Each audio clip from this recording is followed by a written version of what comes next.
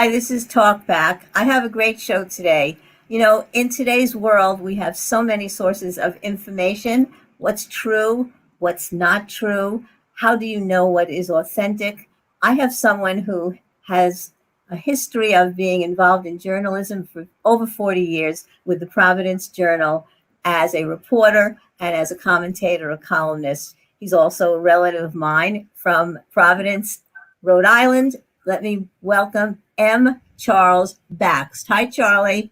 Nice to see you. Hi, it's great to see you. It's a great summer day, and you have been retired since 2008 from the Providence Journal, where you worked for over 40 years as a reporter and a columnist. But you haven't stopped reporting on Facebook and through all your social media and all of your contacts. And so I want to ask you, let's start from the beginning. You grew up in Fall River, Massachusetts, right? Absolutely. Yeah. And we happen to be relatives. I'm a Horvitz by marriage, but you're a Horvitz by birth. Your mother and my husband's grandfather and my husband's father are relatives. How does it go? Tell us the connection. Well, it's an enormous family. In this situation, you have Vic, your husband Vic, had a grandfather who was the brother of my grandmother. Are you there? Yes. So that's the story. And most of the family was in Fall River, but some of the family was in New Bedford. Vic's part of the family. And sometimes my grandfather, I remember my grandfather always had a car, but he almost never drove anywhere other than to and from work, which was only a few blocks from his house. But once a month, he would drive to New Bedford. That was a big thing. Sometimes we'd go to Buttonwood Park. Right. Well, when I was introduced to the Horvitz family, most of you were from Fall River, and my husband's dad, Sam, and his my uncle Marty, uh, they were part of the New Bedford branch of the Horvitz family. But it is a huge, huge family, and we've had family reunions over the years. Not one in a very long time, though, right?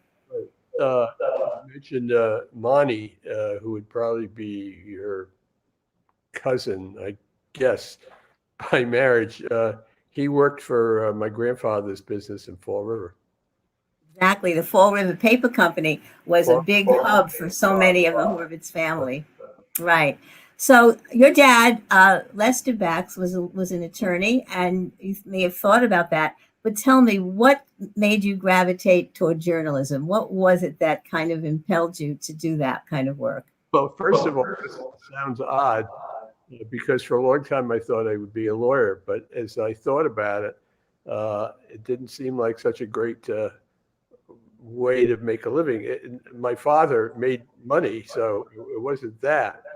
But I would say to him when he'd come home, I'd say, well, how was your day today? And he'd say, every day you meet a new kind of liar.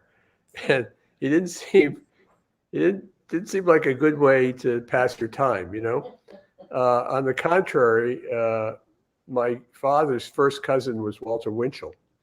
And we always used to listen to his broadcasts on Sunday nights, and we'd see his column in the papers and stuff. My father always had tons of newspapers in the house. We'd have the Fall River Herald News, the New Bedford Standard Times, the Boston Record American, the Boston Herald, the Providence Journal, the New York Times. And I just started reading papers at an early stage in my life. Plus, we would have like pretend newspapers. Like I would take a typewriter and do like the neighborhood news. When I was in the fifth grade, a bunch of kids put out a paper called the Weekly Planet, as opposed to the Daily Planet on Superman. And one of my friend's father owned a bakery, and that man had a mimeograph machine. So he would mimeograph the paper, and it would be, one of the kids had a father who was a distributor for a soda company, so he would buy ads in it and so on. And it was interesting. And when I got to Phillips Academy, Andover, I was on the yearbook. And then when I got to Brown University, I immediately joined the Brown Daily Herald, and it was fun. I became an editor, and I worked for the Providence Journal in the summers, and I just got. Right, you just stay there. So it's so interesting. Um, when I was growing up, I thought of journalism as a career where you kind of travel the world, but you've traveled the world, I guess, internally, philosophically, with ideas, but actually you stayed in the same place well, you grew up in Fall River, but you moved to Rhode Island, right? And you worked for the Providence Journal for over 40 years. How do you explain that longevity? Lack of imagination. It's funny you mentioned that. I always would tell people my parents dropped me off here when I was 19, and I've been here ever since, which was only a slight exaggeration. But I enjoyed what I was doing, and I thought it was the right fit. A lot of people, it was a major league newspaper, and I liked living in Rhode Island. We lived in Barrington, Rhode Island, and I did not have that hunger to move up. A lot of people from the paper moved to the New York Times or the Washington Post or the Wall Street Journal. Some people went into television. People who are in television always are trying to move from like the Providence market to the Boston market to the national news, whatever. I just thought Rhode Island was a good place to be. You could master it fairly quickly and, learn the cast of characters. And you would get a lot of feedback from people, and it just was neat. Yeah. So you became almost a fixture in the political world, writing at first as a reporter and then as a columnist for so many years. And then being a kind of political junkie, a C-SPAN junkie, turned the TV on a few years ago, maybe 10 years ago or so. And there was your wonderful Senator Sheldon Whitehouse on the floor of the United States Senate on C-SPAN 2, honoring, this guy. Oh, we know him. Hey, Vic, it's Charlie Bax. He was honoring you for your service to the Providence Journal, for your work over the years, and for your retirement. How did that feel to have a senator on the floor of the Senate making a speech just for you, about you? You also mentioned a couple of other people. It was a great honor, and I watched it. I didn't know it was going to happen. Somebody called me over and said, "You better come over here and watch this." And it was a very sort of sober day for me. It was the last day I was working, and Mayor Cicilline, who's now a congressman, came over, and it was just, I knew I was done. I had done the last column, although even that last couple of minutes, I made some last minute changes to it. And I was ready to go. But it was a sort of reflective day, like, okay, I'm going to walk out of here and that'll be it. Yeah. Well, I found it interesting reading some of the information about you in the journal, some of the articles they wrote about your career, that you left on a special retirement package that the paper had for you because the newspaper business is changing. And so I want you to tell us, over the years, how did it change, and why do you think it changed the way it has? Well, it changed dramatically in the last few years I was there, but over the course of my career, it had changed dramatically. When we started, I worked in the Journal had offices everywhere, including Newport, Warren, East Providence, and so on, some places you probably never heard of. And I would work in these bureaus, and if you needed to send a story to Providence, most of the time you would type it on paper with a manual typewriter, and you would paste and cut and whatnot. That's where the term came from, cut and paste. And you would go to the bus station, or you would wave the bus down, and you would give the bus driver a quarter and an envelope with the story, and you would send it to Providence. And that's how we got copied to Providence. Usually, sometimes we'd dictate stories and so on. When I was welcomed to the big leagues, the actual newspaper on Fountain Street, it was all, manual typewriters, and very often you would dictate stories. If you're on the run, there wasn't anything like a computer where you would take it with you. So over the years, that lasted a pretty good long time. But then, computers came and so on. And the last few years I was there, the paper was under new ownership, and it started to two things happened. We started to introduce stories online, and but it wasn't an instantaneous thing. Sometimes I would write a column, and they would say, "Oh, hurry up! We want to get this out on the internet." And I'd write it, and a couple of hours later, I would stop by and say, "Gee, I don't see it on the internet. What's going on?" And the woman who was doing it was sort of apologetic, and she said, "Well, we don't have enough. We don't have the people. I'm swamped here," because it was sort of like a sideline for the paper, and it wasn't. But they were getting to the age where you would sort of go digital first, and that became sort of the philosophy: just get things Right. out. So you're talking about the technology, which is Right, the important, how that changed. and then at the same time, ownerships of newspapers were changing. As I say, the paper was sold to the owners of it was called the Belo Corporation. They owned the Dallas Morning News, um, and as time went on, you could begin to see a retreat. They closed the offices around the state. They began to have buyouts. And then just after my wave of buyouts, they started to lay people off. And then this became a story around the country where papers became more and more owned by these giant chains. The Providence Journal became a part of something called Gatehouse, and then fairly recently, Gatehouse and Gannett merged. And so you have constant layoffs and cutbacks. Uh, the Providence Journal is owned by, as I say, by what's called Gannett now. So is the Fall River Herald. So is the New Bedford Standard Times. So is the Newport Daily News. So is the Taunton Gazette. And I believe your paper there in Norwich, the Norwich Bulletin, is part of this. And increasingly, you see sort of mishmash of papers. So, for instance, in the Providence Journal, which used to have a hockey writer, those stories would now be coming from the Quincy paper. And very often we'd have the Journal has stories from Newport. I picked up the Fall River Herald recently, and they had a story from the Taunton Gazette. And that's the way it is. They just try to get by with fewer and fewer reporters. And the advertising, of course, is way down. And it's all due to the internet and to this corporatization of newspapers. And these companies are not really dedicated to putting out newspapers. They're dedicated to making up money and selling buildings, cutting staff.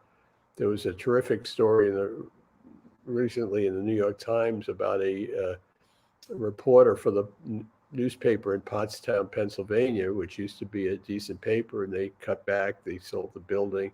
He's operating from his attic, and he's the only reporter really covering Pottstown, Pennsylvania. So that's what's happening. So which is interesting. You're talking about the technical aspects and the business aspects, but I want to talk about the news aspects and the education aspects. It used to be when you and I were growing up, you got your newspaper in the morning, and there was often an afternoon newspaper, and that was the primary place you got your news. And now people are getting more news on Facebook and blogs and other things. And I don't believe that we are more educated and on top of current events as much as we were when we only had the morning and afternoon newspapers. What do you think of that? And then you've got the issue of the fake news and what do you believe? Who's telling the truth on these outlets? Okay. Well, I think I do not denounce the internet. I do not denounce newspapers, websites. The Journal has one. All the papers have one. And if you want to subscribe to that, go right ahead. It's better than not getting the paper at all. I believe it's better to have the paper in your hand, and the way you read it, you look at a story, and then out of the corner of your eye, you see another story and say, well, I think I'll read that. And I think you retain it better. So I think ideally you would have the paper, you would have the websites for breaking news and So in that sense, breaking news, that's good.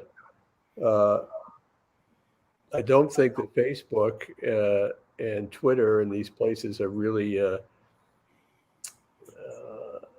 steadily reliable sources.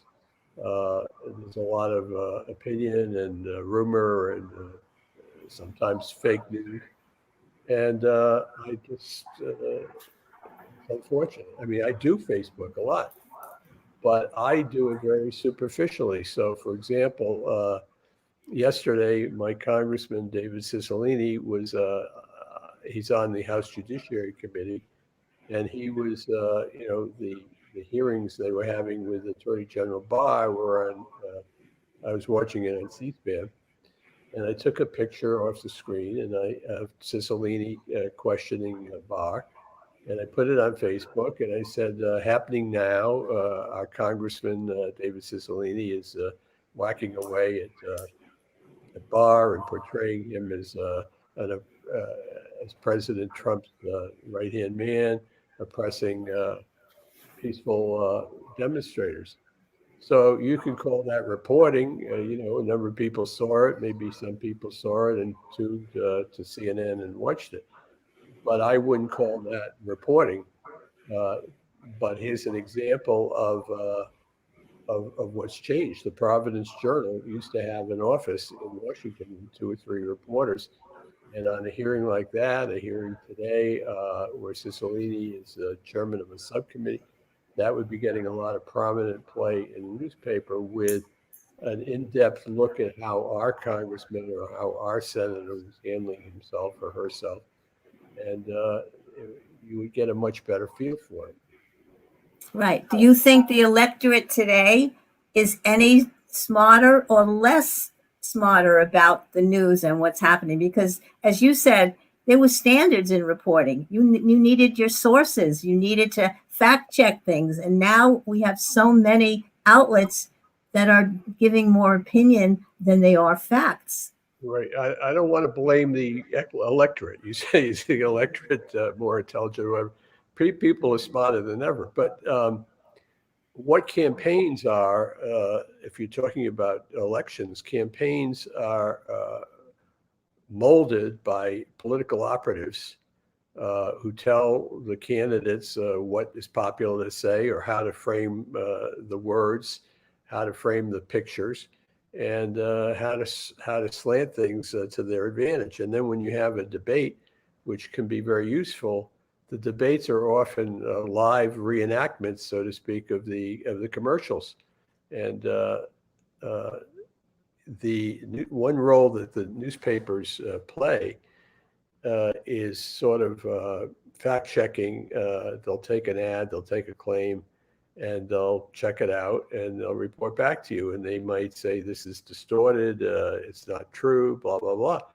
And that's good, responsible journalism. The problem, and if you read that, that's good, and you'll be informed. However, that story in the paper runs once, and the commercial, you may see the commercial 100 times, and you may never have seen the newspaper analysis of it, or you may have forgotten it. It's hard to believe, hard to remember these things. I've seen several ads in the paper, on television, where you see sort of riots, and it'll tell you this is what America is going to be like if Joe Biden is president. Well, he's not president now. Trump is president. But they slant it so that you're thinking, oh, this is what it's going to be like under Biden. Yeah. So I'm interested in your thoughts about the world today. You live through in your work so many cataclysmic, events, the recessions, war, the Iraq war, all of that stuff. You lived through a lot of stuff, following the news and writing about it and commenting on it. Do you regret not being involved today? I mean, zero. Let me interrupt you and say zero. Zero? Well, here's my question, though. We are living in a crazy age now. We got the pandemic. We have the hottest summer on record. We have the racial unrest due to police brutality and coming to account with racial justice in this country. And we have probably the most outlier type of leader, president in the history of the country. Have you ever lived through a period that's comparable to this, Charlie?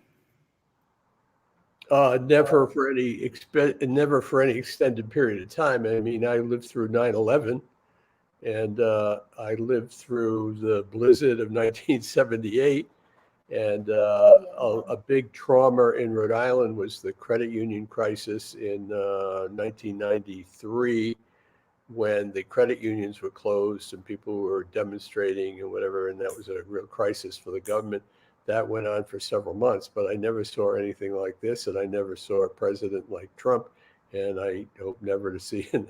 I hope he's. But you're not sorry. You're not writing about it. There are a couple of reasons. Number one, people say to me sometimes, "Oh, don't you wish you were back at the paper?" Commenting on this. The first thing is, you can't go back to the paper. The paper is only a shadow of its former self. The circulation is maybe a quarter of what it was in my day. So that's a problem. Another problem with Trump, you say, oh, you'd have so much to say. Well, you would have a lot to say, but you'd have to keep saying it day after day after day, because he doesn't quit. He just is one lie after another. I noticed, for example, last week he had several press briefings where he seemed to be on script, and he seemed to be talking in a sober, responsible fashion.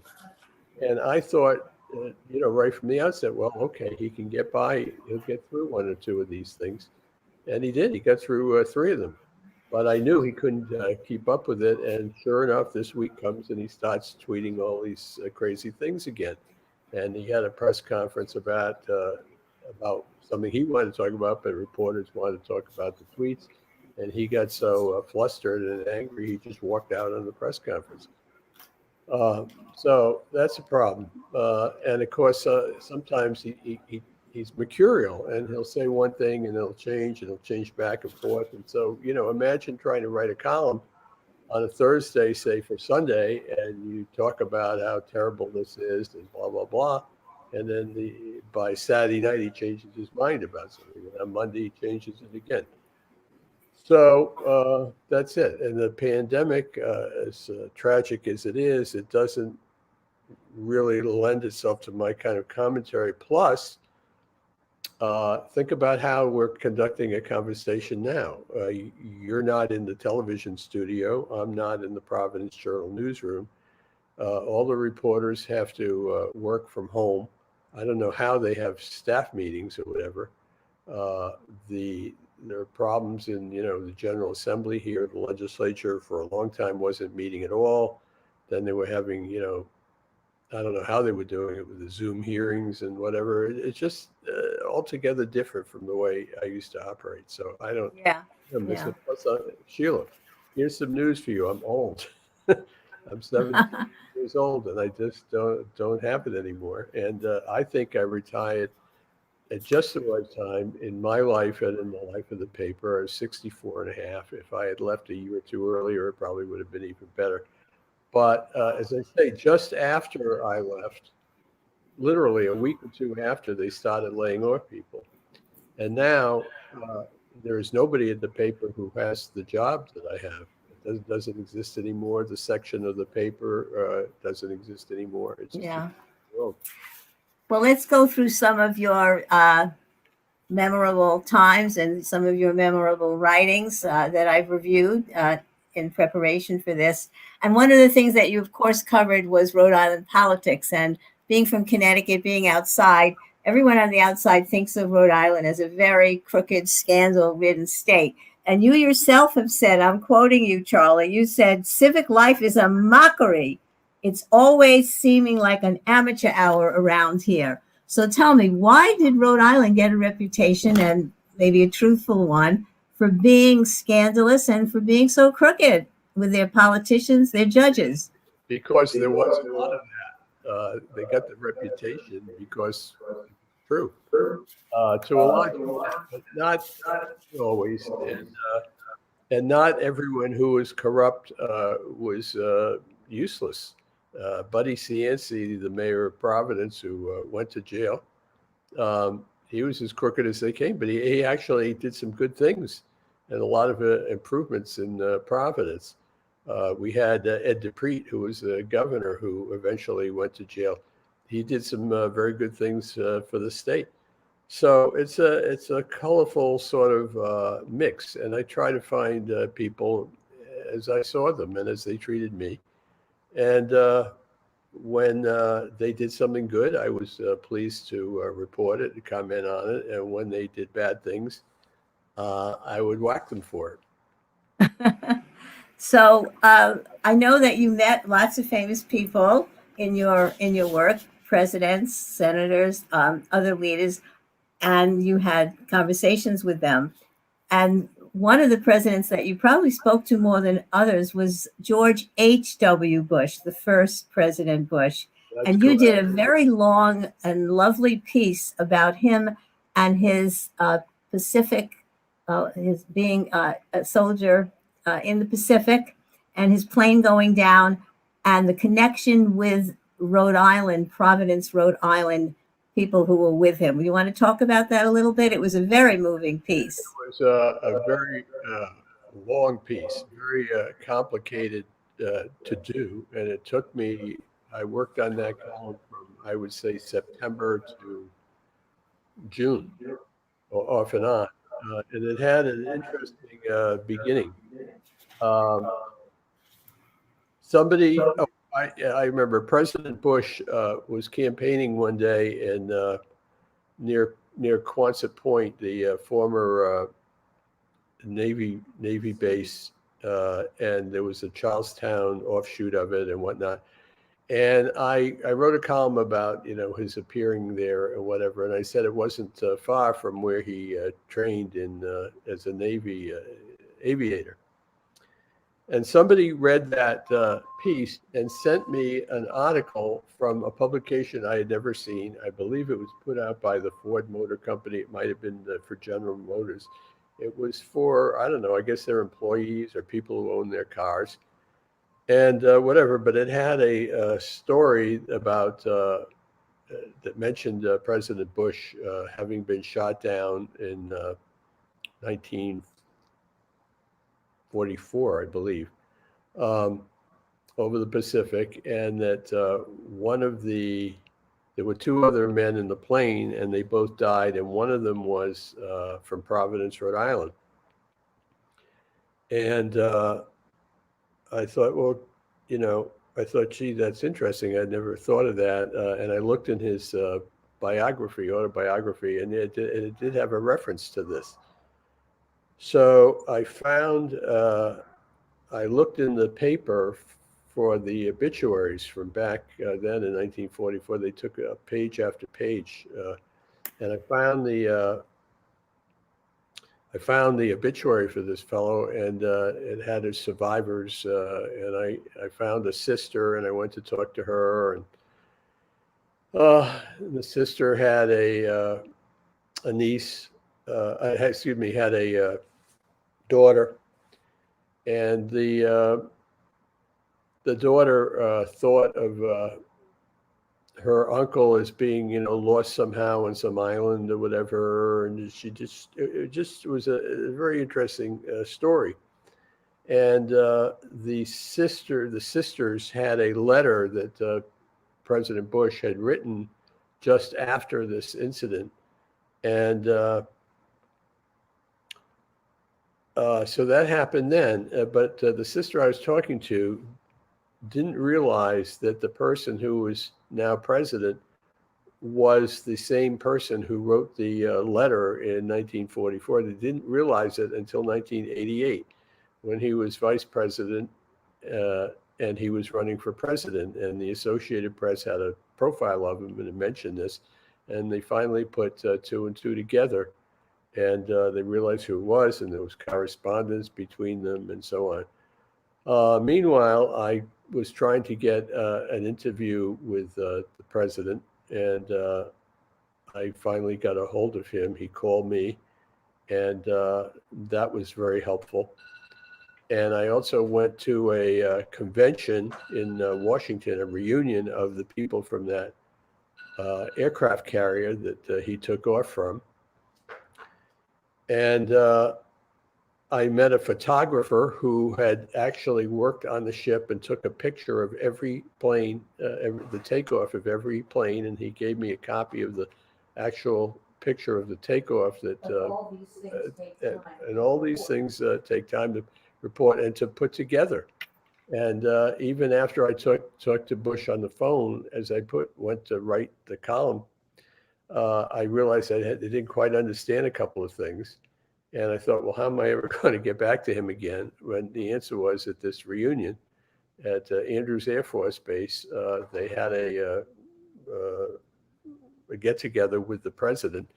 And I brought with me a letter in which I asked him, I said, I still have two questions. One was one of the men died as his parachute came down and didn't open, and the other went down with the plane. So one of the questions was, which one do you think was which? And there was another question. And anyway, I handed him this letter. It was very nicely typed. A secretary at the Journal had typed it up. And I saw the president for a moment, and he said, "Hey, Charlie." And I handed him the letter, and I said, "I've got a couple of questions. Take this letter." He was about to board Air Force One to come up to New England. So I said, just scratch out the answers on the letter, write on the letter, and mail it back to me. So a few days later, I got a letter, an envelope, official stationery in the envelope, but inside was scratch paper. It said aboard Air Force One. And the president had written me answers to the two questions I had in his handwriting. I still have the notes there sitting in a safe deposit box in the Bank of America. Anyway, so I finally wrote the story, and it ran on the front page, and it took up at least a page inside. And I was very proud of myself for getting it done. I thought it was informative for people.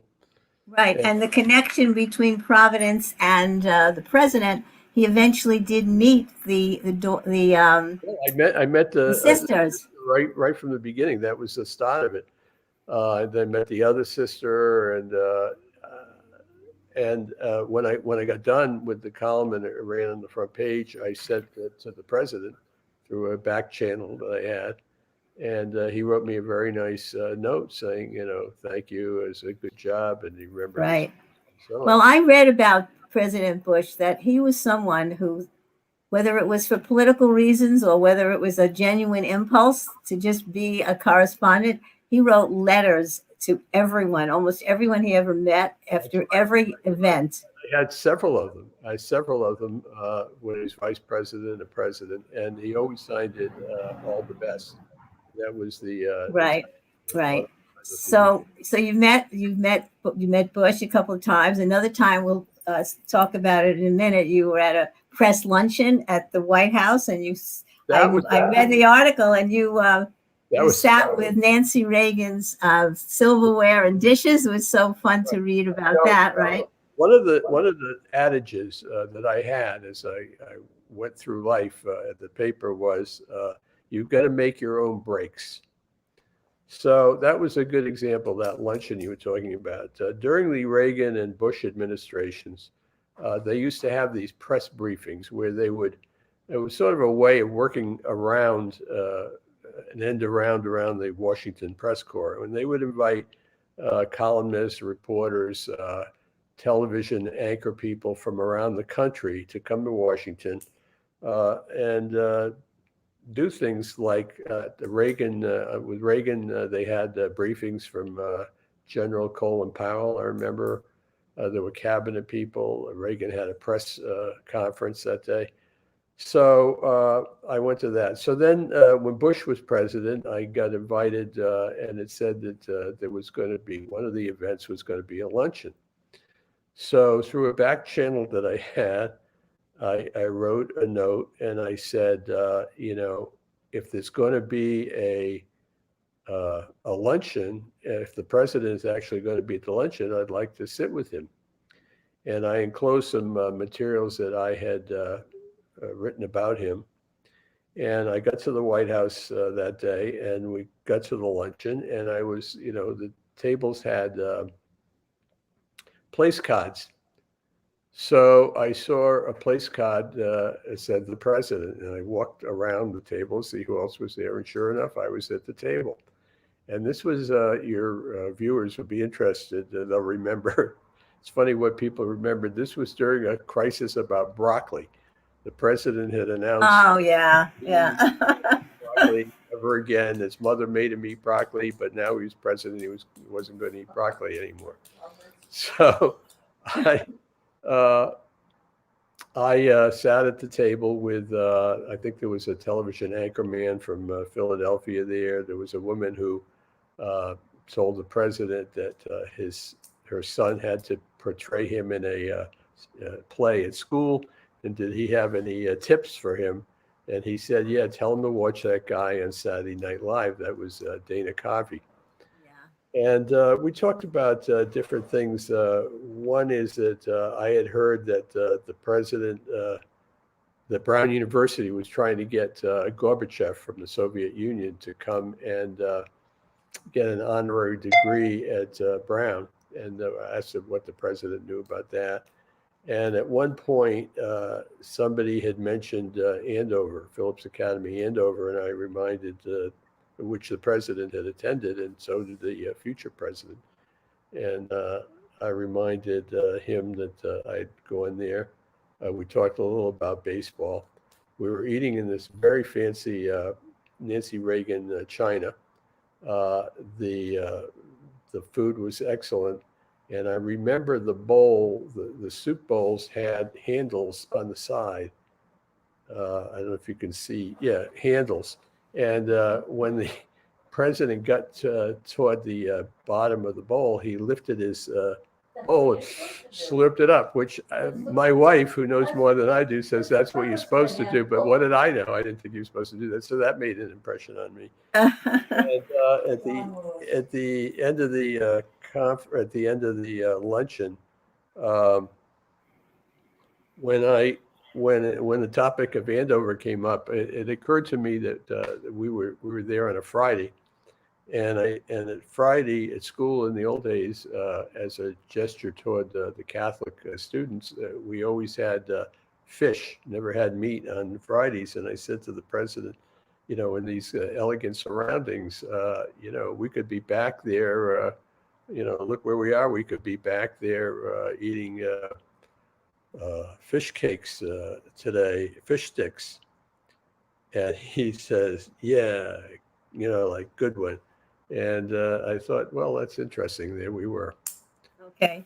Well, it sounds like you had kind of a little bit of affection for him, but as a Democrat, I wasn't too happy with him after what he did with the flag ceremony and Charlie, the Horton ad, the Willie Horton ad, whatever. But it's still important to have these anecdotes and have these memories. And he certainly was always gracious in accommodating people and their requests for letters and information. I agree with you on that part. He was helpful to me. He was nice to me. I think Andover had something to do with it. I didn't write columns about his presidency as such. It was usually there was some Rhode Island tie to it, that he was coming here, sure. Or something like that. I do remember when he appointed Clarence Thomas to the Supreme Court. I didn't think that was very good. And Senator Chafee, was a big question whether Senator Chafee, who was a Republican, was going to vote for him. And I remember that he did, even though he said his wife and daughter told him not to. Right.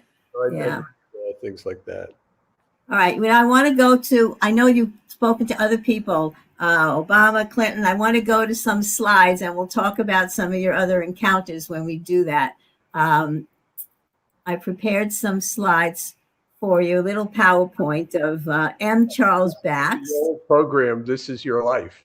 Yeah, This Is Your Life, M. Charles. And I picked this photo. Can you see it? Yes. Because that was the beginning. That was an article as you were leaving the paper, and they celebrated you with a column. And so we want to ask you, what was the origin of the red suspenders? And I love the way they made the M in the shape of suspenders. That's great. Curiously enough, it was only when I went to send you that that I noticed that. Um, I had this thing. I used to work on these columns, very laboriously, and every single word. Sometimes I would drive home, and as I was driving home, I would think, "Oh, here's a better word," or "You shouldn't have said that. This is a better way to do it." And I'd call up and I'd worry about it and worry about it. But then once it was in print, I didn't want to know anything about it. I didn't want to know if anything was cut, if anything, the wrong picture, Right. that it was upside down. So I didn't even really study this until I sent it to you, and I noticed Uh-huh.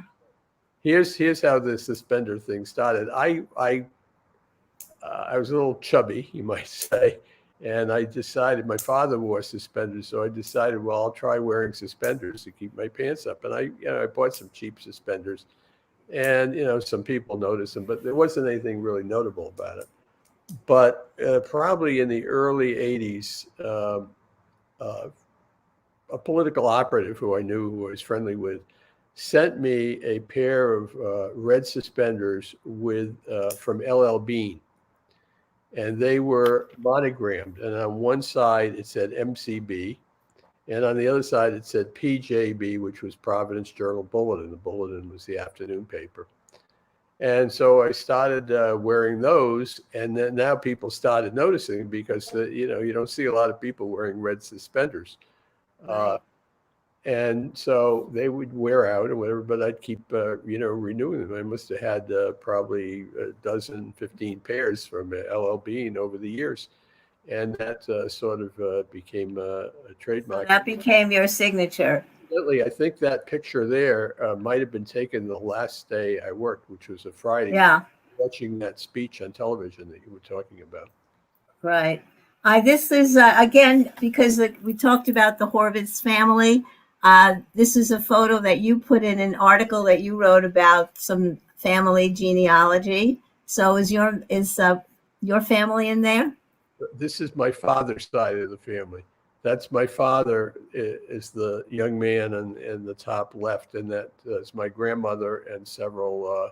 She had 4 daughters, but that's the back side of the family. I think I might have seen Right. from the Horvitz side too. Okay. So you have an interest. I know some members of the Horvitz family have produced a really extensive tree because there's a lot of branches. There were a lot of Sheila, I tell children. people not to try to don't look at the family tree. You'll just get dizzy. Okay. And here's one. I think that's an iconic photo of you with your red suspenders and your thoughtful That was, I don't know if you demeanor. can see it. You can see the pillars in the back. That's at the State House. That's Uh-huh. where I used to hang around a lot. It just Sure. called it lurking. And Right. in my view, a lot of, I don't remember if I think at that time I was a day-to-day reporter with a Sunday column. And you have to be there. You can't just sit at your computer and, suck your thumb and do columns all the time. You got to get out and see people, get tips from people, hold people accountable.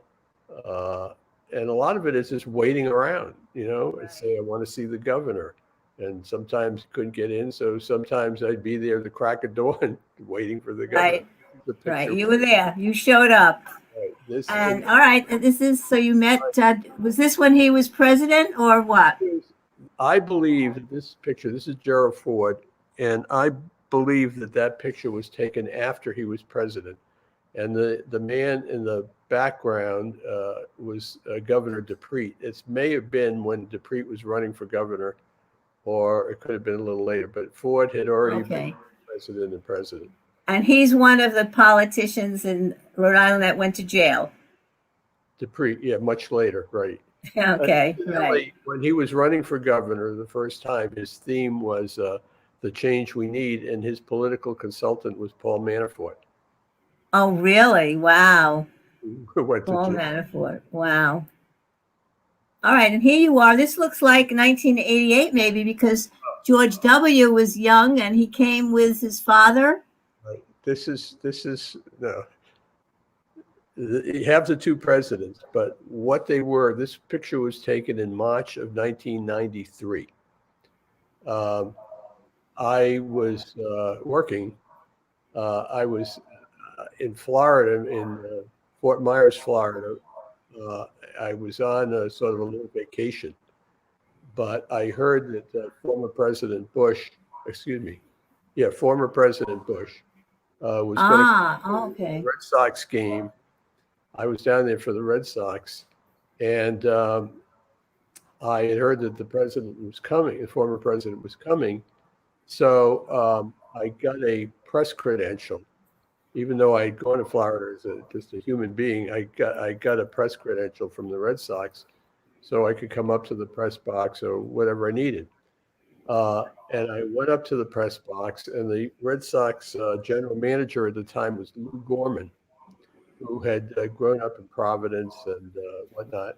And I saw Lou. I told him I was from the Providence Journal, and we had quite a conversation.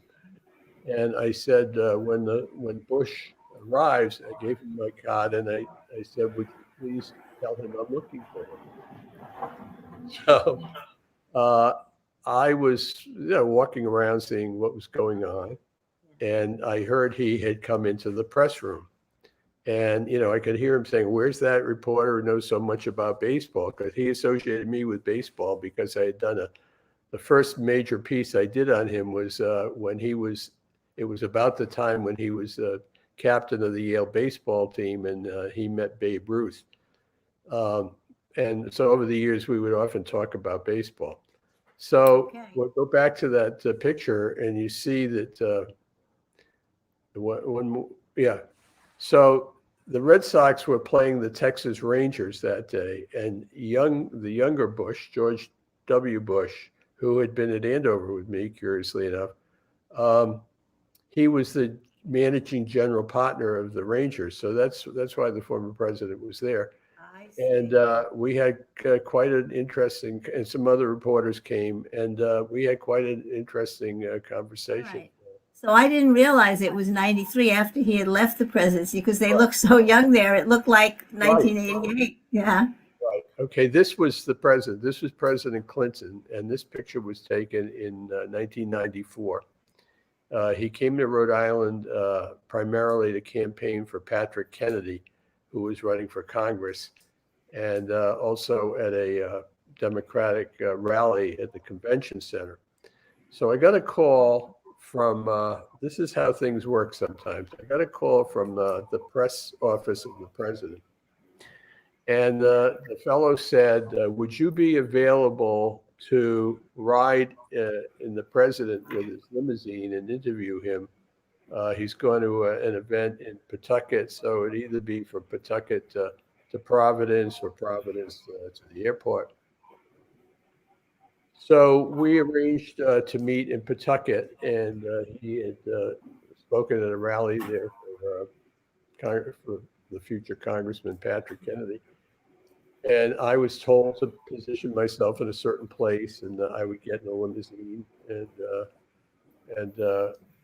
I was worried that I wouldn't have very long to talk to him because Oh, well, that's not a problem with Clinton. He'll go on and on the and on, problem, right? well, the problem I thought was Providence and Pawtucket had joined each other, and it couldn't be more than a 15-minute ride. But I think somebody said to me, well, the president talks as long as he wants to talk. Exactly. He's always late. Have you ever attended a Clinton event that wasn't too late, wasn't over time? He's always late. Yeah. So anyway, uh, we spoke from the minute we got in the limousine to the convention center, and then in the convention, and the limousine drove right into the convention center. In the back of it, and we talked some more, and we wound up talking a total of 28 minutes, which was, Wow. That and was if great. you look Yeah. at the president's left hand, you see that he's holding what was a can of Diet Coke. Aha. When I see. when we got in the limousine, he had like a refrigerator there, and he immediately grabbed for a Got the Coke. Coke. Wow. He did Great. not ask me. He did not ask me if I wanted one, which I was a little, I don't know, sort of hurt. Yeah. I Now couldn't. you don't have a picture of Obama. We've got one with Michelle Tell. later, but I Obama did. told you in 2006. Obama told you he's not running for president. Wasn't that right? Right. That was a telephone interview. He was coming to. He was a big celebrity. He was coming to Providence to campaign for Sheldon Whitehouse running for the Senate. And this was in going to be, I think, in February or March. And I was about to go to Florida to see the Red Sox, and I wasn't going to be around for the rally. So we arranged to do a telephone interview. And I got that right? Okay, and he told you, I'm not running for president. Right. Right. And I think I'm getting confused now about. I was going to the. I don't know. In any event, he told me he was not going to run for president. His name was bandied about, and he said he wasn't going to run. They all And, say that, you know that. So right. So right. So all right, I'm confused about. I talked to him twice. That interview was pretty much, right in the campaign, and because I did go to the rally that they had, and I brought a copy of the column, and I handed it to Obama. right. The second time I talked to him was in February or March. He was running for president, and the first question I asked him,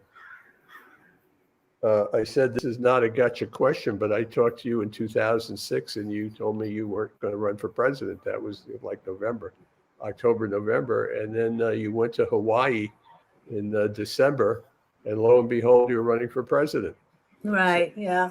what did you You learn? just weren't in that in the end. That they had to say that. That's what they Well, say. so I So said, I said, so what did you learn about yourself or about the country that made you run for president? And I don't know. They always have answers for everything. This picture yeah, here was now this is the younger Bush. He was running for president. right. And is this true that you have these people come in and the editorial board or the newspaper people uh, interview these once candidates? in a while, but none of these had anything to do with that. This was an interesting situation here. This was Governor Bush. The other fellow was Governor Almond, who governor of Rhode Island at the time. Uh, Very often, that's how you would get to interview these people. You would talk to, because usually they were coming here for some particular fundraiser or some rally or whatever for a particular politician, and you deal with them, and very often that would pay off. Um, so How did he impress you, George W? Did he know what he was talking about? well, he had a little press conference. I don't remember anything about the press conference. And then we went into this conference room at the airport, and we talked a little about baseball and stuff like that, and about various issues. But the thing I remember, and this you asked me, what did I think of him? There was something odd about this day. He was supposed to talk to me. He was supposed to have a press conference. He was supposed to talk to me.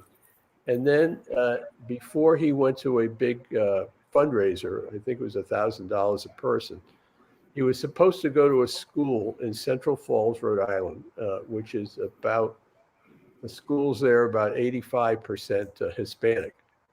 And Bush, could speak Spanish, and he was relatively popular among the Latino population in the United States. I think he got about 35% of the vote. Anyway, he was supposed to go to this school with little kids, and but he was coming from New Hampshire, and there was a problem with the weather, and his plane was delayed, and they had to they had to cut back on his schedule. So you might think, well, they'll cut out the interview with the columnist in Rhode Island, and go to the school. But what they did was they cut out the school visit. And they told me, I said to him, well, I was told at the airport that he wouldn't be going to the fundraiser. And I asked him about it. And I thought he was sort of standoffish about it. But I also thought, well, he's going to go riding with Governor Almond, and the governor will swing him around and they'll go to the fundraiser, but they didn't. So then in the aftermath of this, Joe Paolino, who was the mayor of Providence, happened to be going to Washington, and he went to the headquarters of Al Gore, a Democrat running for president. And Gore was coming to, I think he was going to Boston or somewhere. And Paolino talked him into coming to Providence and going to visit the school in Central Falls that Bush had kissed off. So that was another column or two. Interesting. All right, there you are interviewing John McCain, I guess, right? That was in 2006, and he was in Rhode Island to campaign for Senator Lincoln Chafee, who was running for re-election. And McCain had run for president in 2000, and I had talked to him then. And now this was before he was going to run for president again in right. And there you are again with George Bush. What year was this? This was 2006. Uh-huh. I don't know if you can tell, but we were wearing matching suits. These were the old-fashioned seersucker suits. This was a warm weather event, and seersucker, right? You were wearing seersucker suits. And I did not have any interview set up with him. He was speaking at a dinner, and before the dinner, he was having his picture taken with various heavy hitters, contributors or whatever. So you just have to make your own breaks. So I wormed my way into the area where he was taking these pictures.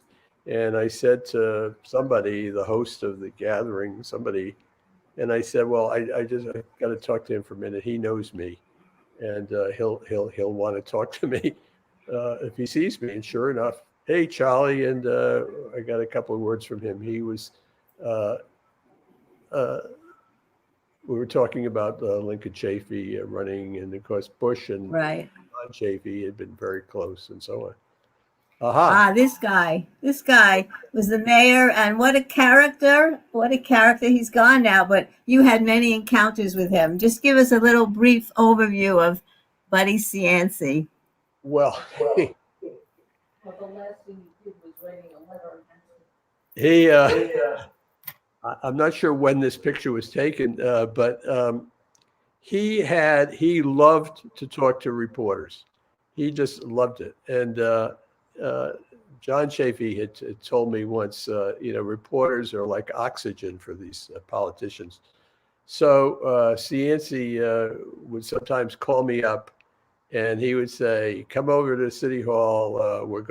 You're going to get a good column on this." So one of them was he was campaigning to get a stamp in honor of in memory of Rocky Marciano, who most of his fights had been in Providence.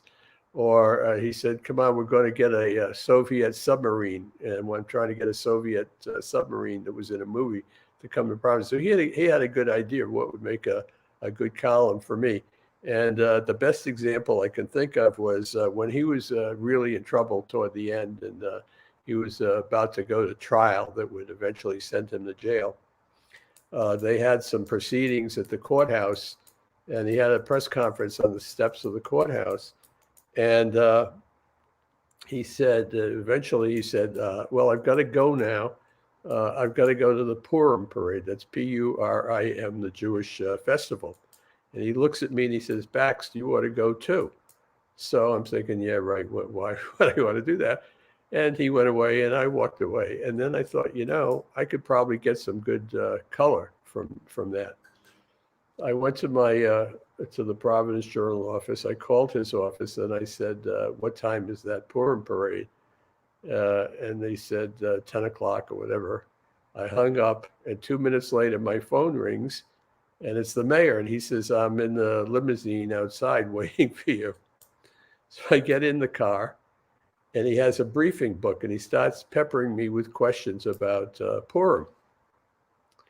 And, tried my best to answer them. And so he used as a resource. Isn't that funny?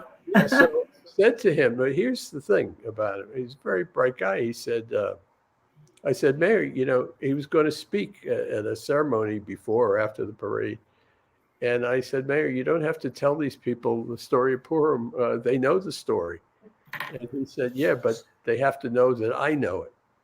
And so that was a colorful guy that he was.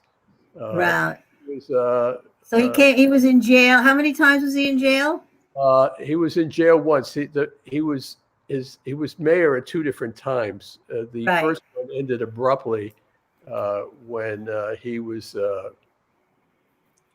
convicted of assaulting a man, and the upshot of it was he had to resign the office. So he was out of office for a few years. Then he came back, and that tenure ended with his going to jail. Wow. So he was a character. So we're not going to talk, but I just want to mention that you also at one time met Ted Williams, Chris Everett, the great tennis star, Cesar Chavez, the great unionist worker, Elie Wiesel, the great Nobel Prize winner, Holocaust survivor, Gorbachev, of course, Patriarcha, the mafia guy in your wonderful state of Rhode Island, and then John Lewis, which I will ask you about later. But first, I want to go to this picture because Buddy Cianci gave you a present one time. What was it? We'll work on the present in a second. This is a horse, a thoroughbred racehorse named M. Charles Baxter. You might be able to see it. Right up the top, right there. M. Charles Baxter. Some people from East Providence, Rhode Island. I had written a story about a horse named Baxter several years earlier that had nothing to do with me. It was a coincidence. But I was speaking somewhere, and a couple came up to me, and they had remembered the story, and they owned horses, racehorses, as a sideline. So they said, would you mind if we named a horse after you? And I had to fill out some papers, and the horse was in training in Maryland, and I went down and I interviewed the trainer, whose name was H. Graham Motion, who's one of the most successful trainers in the country now. And so I got a column out of that. And then the horse was not very successful at big tracks, but they finally found a track that was bad enough that he started winning. That was at Suffolk Downs in Boston. And then he was racing at Rockingham Park in New Hampshire. And Mayor Cianci wanted to get the horse as a donation to the city because Providence has police horses. And he thought this, they could retire the horse and he could become a police horse. And he actually wrote a letter to the owners of the horse. It was different owners by then, and said, give the horse to the city and you'll get a tax break. I went to Rockingham Park. I met the new owners and I said, I'm M. Charles Baxter. The mayor wants you to give the horse to the city. And the guy said no. And I said, well, you get a tax break out of it. He said, I'm not interested in the tax break. So the horse won. I bet a good amount of money, I think $6 on the horse. And the horse won, so I was having a real good time. And I even got to stand in the winner's circle when they had the picture taken. And the next week, I was reading the Boston Globe. They had the entries for the Rockingham that day, and M. Charles was running that day. So I looked in the paper the next day to see the results. And he was down at the bottom, and it said that he had been running second and third, and then it said D. And D, I looked and it said, did not finish. So I thought this can't be good. So I called the track and spoke to the PR person who I had met the week before. I said, what happened to the horse? She says, I I'll get back to you. I held on. She came back to the phone. She said, I'm sorry to inform you that you're dead. She said the horse had stumbled about 2/3, 3/4 into the race. And as she put it, we had to take care of him. Oh. So I didn't want to know any more about it.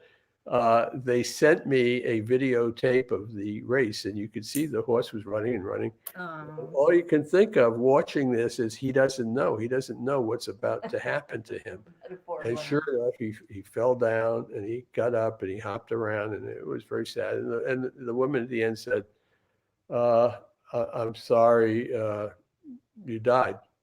So I was writing a column about this, and I called Mayor Cianci, who came up with a fitting quote, and he sent me flowers. Flowers was this stuffed. Can you? This stuffed horse. Wow, that is amazing story. That is that's the great, worth it all your years in political writing just for that story. Right. Is this the current governor? Yes, this was just before the election. By then, I was very well retired, and I spent a lot of time helping. Right. We're going to move on because we got to get going. But she's getting a lot of good press, and she's done a good job with the pandemic. And I even heard some rumors that she would make a great vice presidential candidate for Biden. So she's up and coming, isn't she? Sheila, here's some news for you. She will not be the vice president. I don't think she will be, but people have spoken about her good qualities. She would be good in the office, but I don't see where she would fit Biden's political. Right. Oh, and there you are with your favorite senator, White House. There was, he's currently a senator. I was retired by the time. Yeah. I'd like to see him move up somewhere. Any ambitions? Ambitions? He would be a great president. I don't see any ambitions for him. Yeah. About it. He's terrific. I love listening to him. And there you are with Michelle.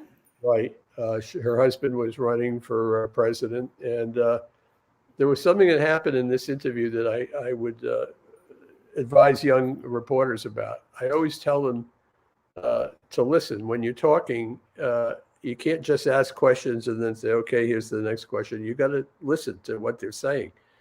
And at that point, we were talking about her life as it was unfolding. She wasn't, used to this kind of life being in the public eye all the time. And she said, so sometimes that's what she had to do. But another part of her life was just, she had these 2 young kids, and she had to keep track of them and birthdays and this and that, and make sure that the fairy godmother came when they had a loose tooth and whatnot. And just going on. And I said, well, by the way, I said, what is the tooth fairy paying in Chicago these days? And she said, well, one of my friends gave her daughter $20. And I said, and Michelle is talking and she's saying, and I said, oh, stop it. You're killing me.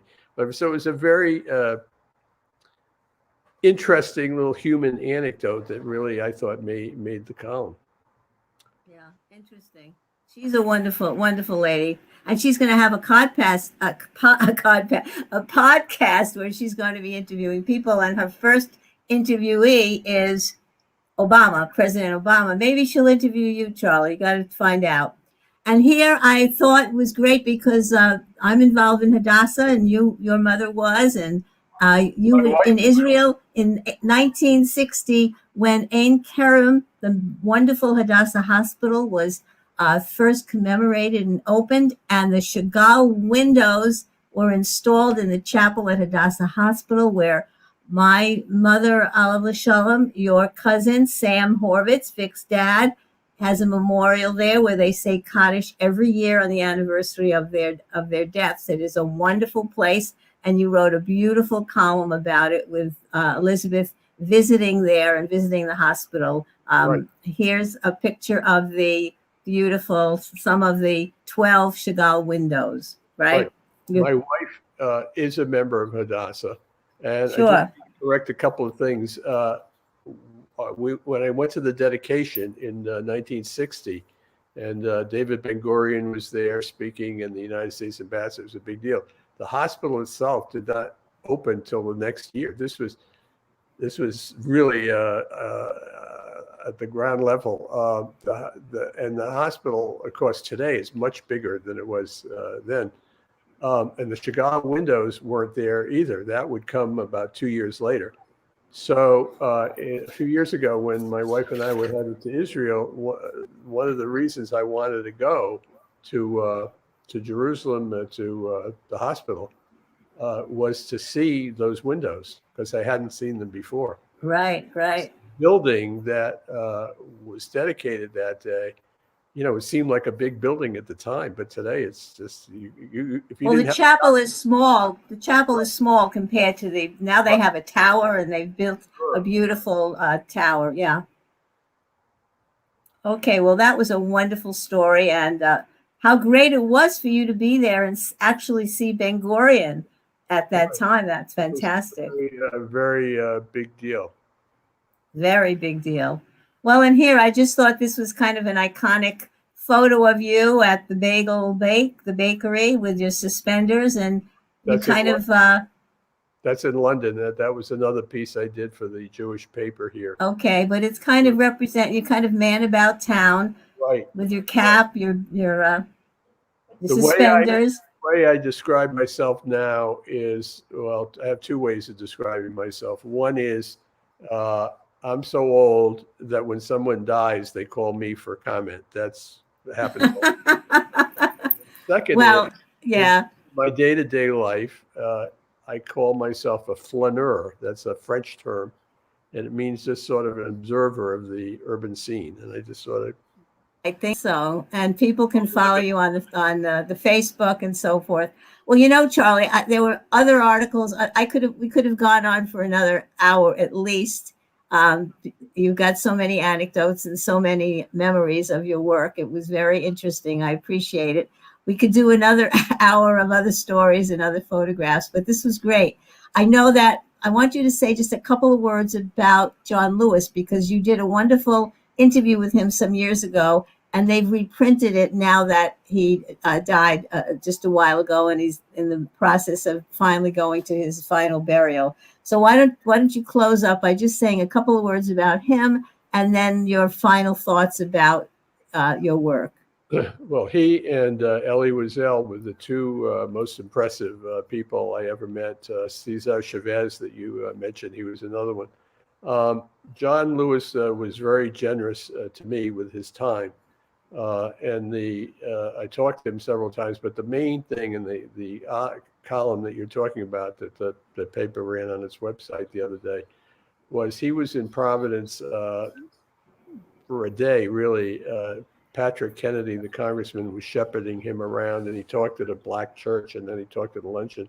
And then I had a chance to sit down with him, and we talked at some length about the backdrop was his book, Walking with the Wind. And I pointed to some pages in there, and we talked about the beatings that he endured in the early civil rights days, the days of the Freedom Riders and the Pettus Bridge there in Selma, and things like that. And it was just, you were talking to the real thing.